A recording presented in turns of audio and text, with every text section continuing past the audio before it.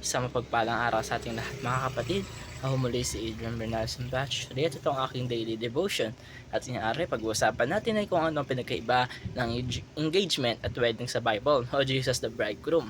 Mga kapatid, sa panahon natin ngayon, pag ating naririnig ang engagement at wedding ay parang normal na stages lamang siya sa isang relationship. Pero sa Bible ay mas malalim ang kahulugan niya. Hindi lang siya basta in a relationship, hindi lang siya basta nagpo-propose, kundi ay mayroong mas malalim na spiritual picture na gustong ipakita sa atin si Lord.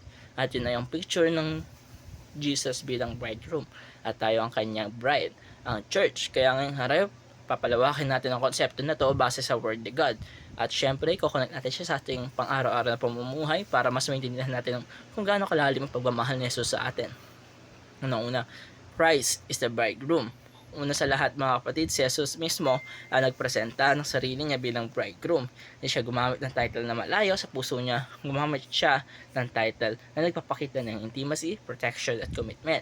Sa panahon ng Bible, kapag groom tayo, hindi ka lang basta nagpapakita ng love, you actually pursue the bride. Ikaw nag-initiate, ikaw ang nagpo-provide. Ikaw yung nagpe-prepare ng future para sa kanya at ganun eksakto si Jesus sa atin. Basta kasi iniisip natin na Lord, ako na lang lagi lumalapit sa iyo, ako yung nagpe-pray, ako yung nag-ask. Pero sa totoo lamang, si Jesus ang una nag-initiate. Siya ang una nagmahal, siya ang una nag-reach out sa atin. Kaya kahit wala ka pang idea tungkol sa kanya, siya ay yung bridegroom who pursues you kahit ilang beses ka nang tumakbo palayo. Pero maganda dito mga kapatid, ay hindi lang siya pursuer. Siya rin ay nagpo-protect, hindi lang siya passive, hindi siya distant. Pag bridegroom ka, willing ka mag-sacrifice para sa bride mo. At literal na ginawa ni Jesus yun nang binigay niya ang buhay niya sa krus ng Kalbaryo. So, kung ating nararamdaman minsan na di tayo worthy or feeling natin na wala tayong kabalyo sa ating buhay, ay pagtandaan natin, may bridegroom ka, nagpakamatay para sa'yo, hindi ka lang basta-basta. Kalawa, the church is the bride of Christ. Pangalawa, tayo bilang church, hindi lang building, hindi lang organization, hindi lang Sunday attendance. Tayo mismo ang bride ni Jesus.